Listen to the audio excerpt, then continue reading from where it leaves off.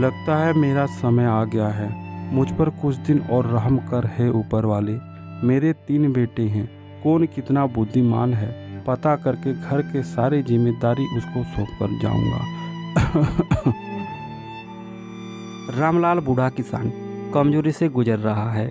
उसके 3 बेटे हैं, तीनों में से कौन सर्वश्रेष्ठ है, इसको जानने के लिए रामलाल ने एक दिन सबको अपने पास बुलाया। देखो बेटो, मुझे लगता है अब मैं कुछ दिनों का मेहमान रह गया हूँ, इसलिए तुम तीनों को मैं यहाँ बुलाया हूँ। थोड़ी सी ज़मीन है, तुम आपस में बांट लेना। और हाँ, उस अलमारी में 3000 रुपये हैं, 1-1 हज़ार बांट लो। और उसी पैसे से कुछ ऐसा करो कि 1 घंटे में ये कमरा भर जाए, तब मुझे पता चलेगा कि तुम में से सर्वाधिक बुद्धिमान कौन है।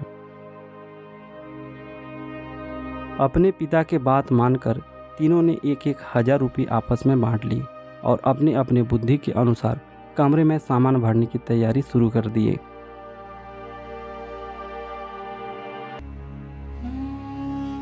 अरे क्या करूं, कुछ तो समझ नहीं आ रहा है। 1 घंटे में ऐसा क्या करूं जो पूरा कमरा को भर सकूं। बड़ा बेटा रमेश ने 1,000 रुपये से कुछ लोगों को बुलाकर घर के आसपास सभी पेड़ पौधे के पत्ते तोड़कर कमरा में भरने की सोचा और उसने सभी पत्तों को भरना शुरू कर दिया। पर अफसोस 1 घंटे में सिर्फ आधा कमरा ही भर पाया। अब मंझला बेटा दिनेश की बारी आई। पिताजी के कहे अनुसार 1 घंटे में कमरा भरना होगा, यानी कुछ सोचना पड़ेगा। अरे यह तो बहुत आसान है। दिनेश ने अपने घर के बाहर रखे सभी पुआल को घर के अंदर भरने का कोशिश किया, पर कोशिश काम नहीं आया। उसने 1 घंटे में आधा से ज़्यादा कमरा ही भर पाया। अब बारी है छोटे बेटे राजेश की। बेटा राजेश, सबने कोशिश कर लिया, अब तुम क्या करोगे? पिताजी मेरे पास एक मोमबत्ती है। तो क्या तुम इस मोमबत्ती से घर भरोगे? बस आप लोग देखते जाओ मैं क्या करता हूँ। इतना कहकर राजेश कमरा के अंदर चला जाता है और मोमबत्ती को जला देता है। फिर सबको अंदर आने को कहता है। जब सबने घर के अंदर आए तो उन्होंने देखा पूरा कमरा रोशनी से भर गया है, वो भी 2 मिनट के अंदर। वाह बेटा, तुमने तो कमाल ही कर दिया। आज मैं समझ गया, तुम तीनों में सर्वश्रेष्ठ बुद्धि अगर किसी के पास है तो वह राजेश के पास ही है। रामलाल की बातें रमेश और दिनेश को बुरा लग गया। वो दोनों नाराज होकर वहां से चले गए।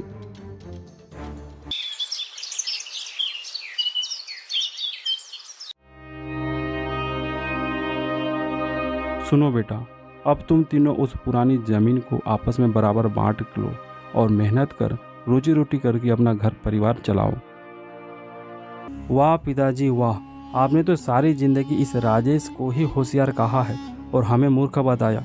अब ऐसा नहीं होगा, उस जमीन पे मेरा और दिनेश का ही हक होगा। ये क्या बोल रहे हो बेटा, राजेश का भी तो परिवार है, वो कहाँ जाएगा? आपने तो उसे सर्वश्रेष्ठ बुद्धिमान बताया है, देखते हैं कितनी बुद्धि है। एक काम कीजिए, वो पुराना कुआं राजेश को दे दीजिए। इस तरह तीनों में कहासुनी शुरू हो गया। अंत में राजेश को पुरानी जर्जर कुआं को दिया जाता है, जबकि बाकी के खेत दोनों भाई अपना अपना नाम कर लेते हैं। वाह जी, आपने तो अच्छा बदला लिया है अपने बाप और भाई से। अब सारी अकड़ निकल जाएगी। अब देखते जाओ शांति, अभी तो ये शुरुआत है। हाँ भैया, आपके बदला लेने का तरीका वाकई बहुत अच्छा है। चलो, जो हुआ अच्छा हुआ। भला उस कुआं में क्या ही गुजारा होगा। अब तो बुद्धि भी उस कुआं की तरह भ्रष्ट हो जाएगा। जमीन पर कब्जा करके रमेश और दिनेश बहुत खुश थे। वहीं दूसरी ओर राजेश का परिवार। सुनिए जी, अब हम क्या करें? सभी जमीन तो उन दोनों भाइयों ने अपना नाम कर लिए। अब हम उस कुआं का क्या करेंगे? सुनो सुशीला, मैं तो बस यही कहूँगा, खुद पर भरोसा रखो, मेहनत करो, यही गरीबी का मूल मंत्र है।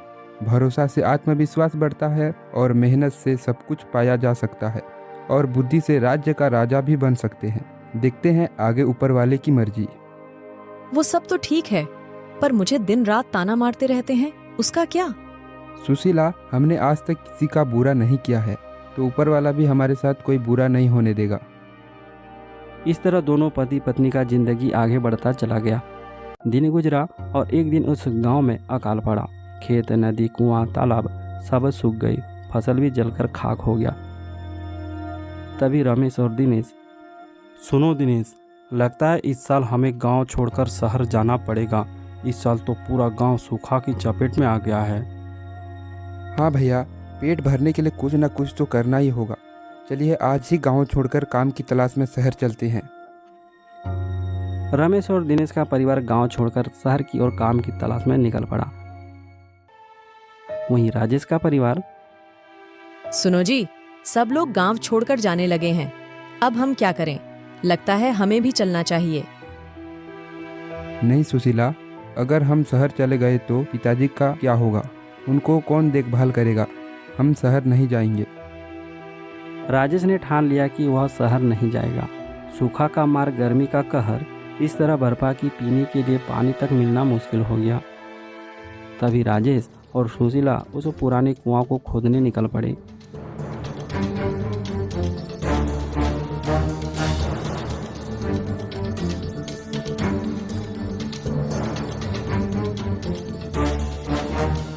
अब यहीं एक रास्ता बच गया है।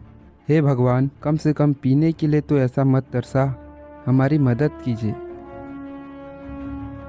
भगवान का नाम लेकर दोनों कुआं के भीतर जाकर खुदाई शुरू कर दिए। तेज गर्मी के कारण दोनों पसीने से तरबतर हो गए।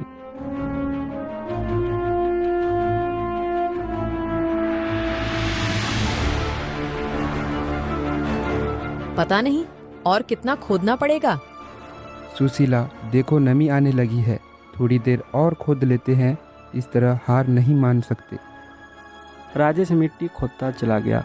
कुछ देर खोदने के बाद कुछ धातु से टकराने की आवाज़ सुनाई देता है। राजेश और खोदता चला गया। उसके बाद उसे जो मिला वो तो चमत्कार हो गया।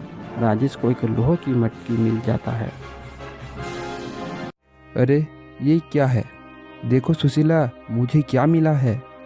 ये तो कोई पुराने जमाने का मटकी लगती है। चलो इसको खोलकर देखते हैं।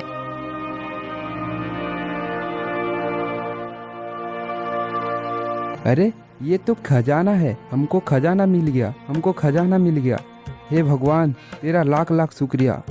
देखो सुशीला, मैंने तुमको बोला था ना। हाँ जी, आपने बिल्कुल सच बोला था। हमने आज तक किसी का बुरा नहीं किया है, तो ऊपर वाला भी हमारे साथ कोई बुरा होने नहीं देगा। बिल्कुल सुशीला, यही तो सफलता का मूल मंत्र है।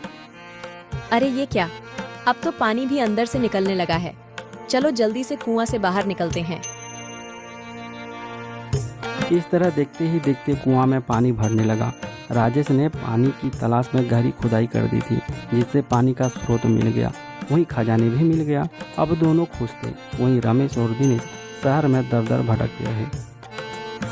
राजेश के पिता भी ये सब सुनकर बहुत खुश हुआ और सब साथ में रहकर आगे के जीवन खुशी के साथ जीने लगे।